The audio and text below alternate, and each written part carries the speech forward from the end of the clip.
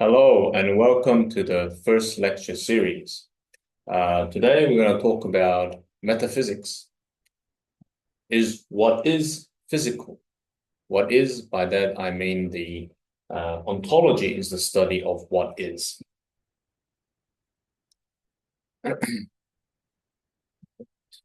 So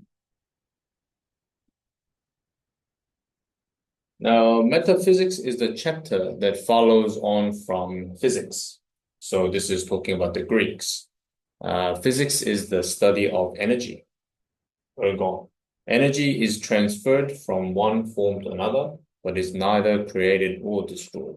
This is basically the stuff you learn at the high school science level. The universe is constantly changing. You heard this saying before, you cannot step on the same river twice. It's always changing, always flowing. It's changing form, whether that form we're talking about is visible or invisible to our eyes. What Greeks considered physics encompassed all such forms, and what we can call Greek science or Greek physics called it the logos or law or principle in which all forms and beings are governed by. Now, I'm going to link this to the Eastern philosophical concepts. So let's get some of these concepts. When we talk about energy, we are talking about chi or ki in Korean or Japanese. That's the word. Example, electrical energy, electricity is written like so, lightning energy. Form, koshin or hyun, as this kanji character. And in use is called image. Change is E or Yok, as in book of change. Logos, law or principle, can be translated to Li, as in Li Xue is science in China. Not so in Korea, but in China, not so in Korea or Japan. But anyway, Dao, as in Budo. This is the Japanese form. Of course, in China, they call it Wushu. They don't call it Wuda. But anyway, that is the martial arts. And what I term physical, I put Qi. This Qi is different to this one. This is more like Qi. This is the dish or bowl. Okay, and you can see the example here as weapon. Okay, so this is out of that book of change, I Ching. It says that form that is above is called law or principle, and the form that is below is called physical. So the form or the metaphysics deals with the law or the principle, spiritual principle, say, and physics deals with the physical, the energy, right? So this debate about what comes first, is it the principle or is it the physical? So for example, to give an example, it can give context. This is what this debate is talking about. Can God survive without humans? Can the mind survive without the body? And now philosophy is no longer just some abstract wanderings of the mind. This is very relevant in today's society with the AI and the mind survive without the body. So the mind here is interchangeable with the law, the principle, the Tao, and the body is the physical. So can they be separated? That is, when we come to the end, we'll be able to answer that. Okay, so I'm gonna tell you a bit about my personal story, my philosophical blind spot. So I wanted to learn martial arts when I was from a very young age, and I knew I wanted to be strong and tough, but lacked discipline to do it. Ill discipline. Yeah. And I think this led me down the philosophical path where I wanted to be the mental victor or spiritual victor, even if I was the loser.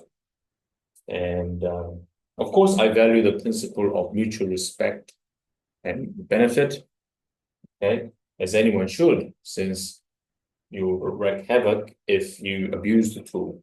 And I use the example of a surgeon with a knife saves lives.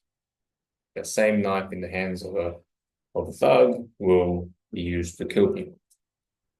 So of course, we need to use the tool in the right way. But there was a gaping hole. There's a distance between my hands and the tool.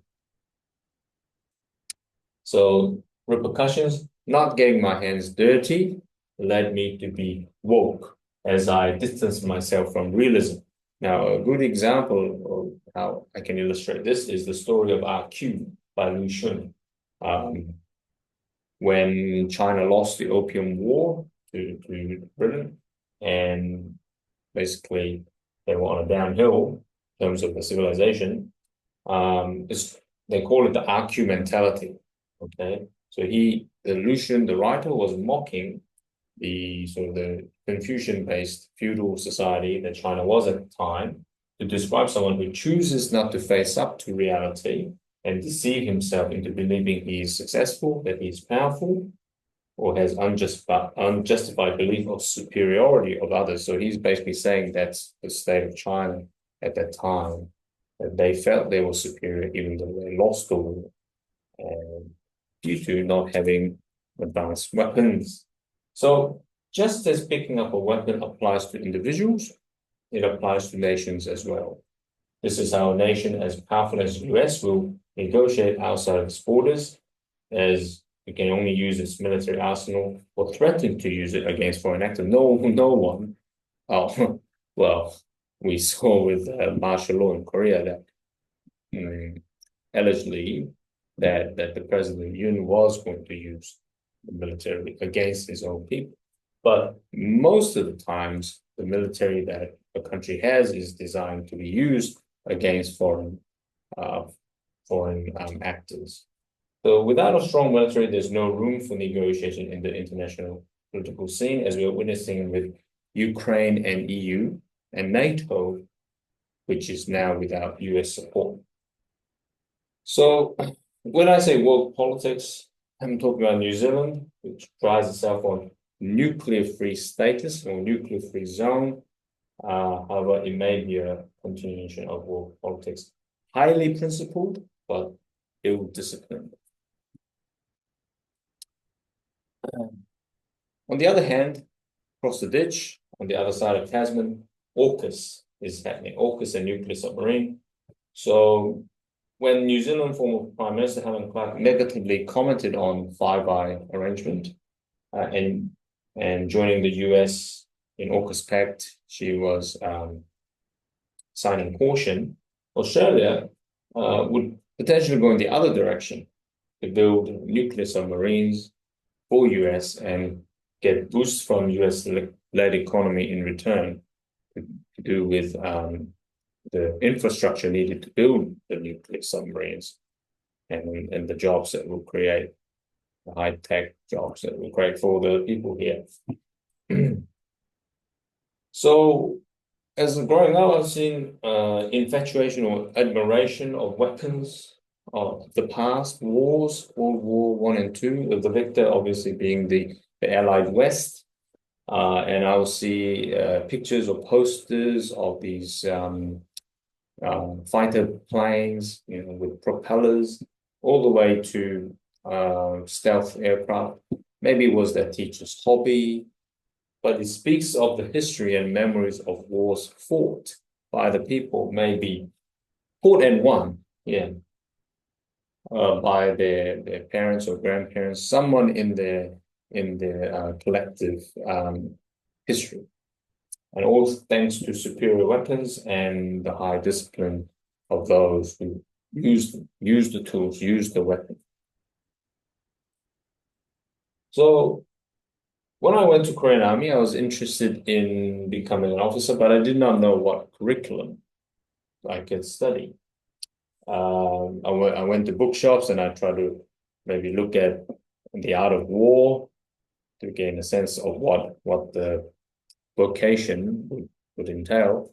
But I would brush past the section where it had the weapons, such as the fighter planes or carriers or frigates or things like that, the weapons of war. Right?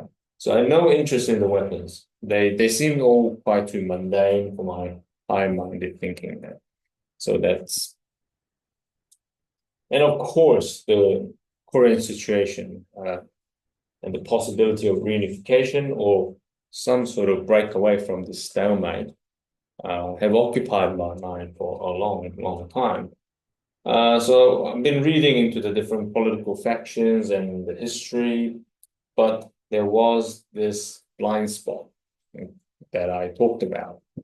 And it was glaringly obvious every time they were talking about Korea and possibility of reunification. There was always Kim Jong-il, Kim Jong-un with their nukes. Okay, the word nuke. So will they give it up?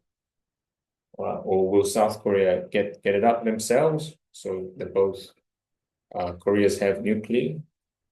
Who's in charge and what's the process? It seemed like there was no script here. I think the way forward is now being scripted, and if you continue following this story, it will become clearer, hopefully.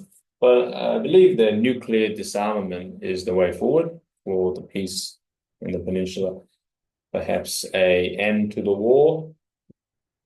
Seems the so-called Asian century that I've been hearing a lot as growing up in the 90s is actually being marred by these security concerns and escalating military buildup, military spending. However, I think nuke has its flip side where it can be used as a source of clean energy. As you know, nuclear power plants create lots of radioactive waste, which can be processed to be used in nuclear submarines and small modular reactors and so on. Okay, but at the moment it's being buried, or for Korea, it has to be sent overseas to be processed because it's not given the green light to process it for its energy production because of the fear that it may harm itself nuclear or with arsenal. So back to physics, metaphysics argument. So can a state survive without its people? Can a regime survive without its military? Can a leader or ruler stay in power without the weapons? Can Kim Jong-un give up his nukes? Also, the question whether the mind can survive without the body. And back to our original philosophical question. The answer is they are distinguishable from each other, but inseparable. So the mind and body is distinguishable, however, it's not separable.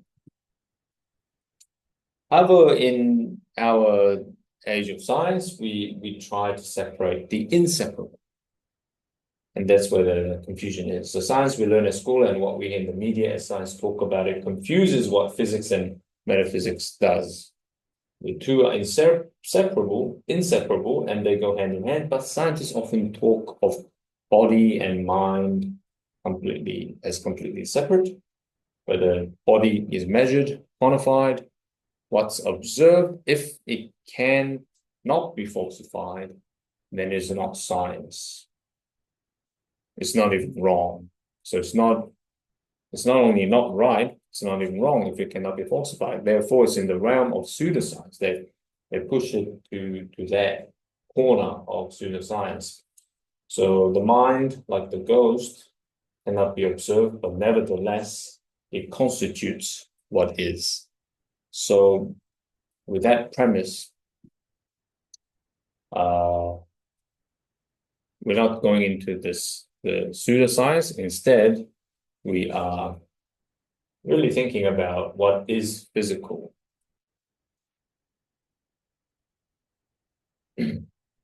So if what we just said about what constitutes what is, then we can talk about that this example shows that they're inseparable. It's like an urn that you chuck in the water to have it filled up. And you might say, well, why chuck in the water? Well, think of a bowl or urn that needs to be filled up, but now there's a problem. There's a hole. There's a hole in the bottom of the urn. So no matter how much water we put in, so water is the spirit, is the metaphysics. Okay, it can never be filled up. So this clever person realized that, okay, just throw the the urn with a hole in it into the river, and now it's floating in, or it's submerged. So that's the idea of, being filled with the Holy Spirit. That is a sort of the religious speak of becoming one with nature, like what Bruce Lee says of be like water. And because water in the Asian tradition is considered to be the highest school. And so did Thales, the first Greek philosopher.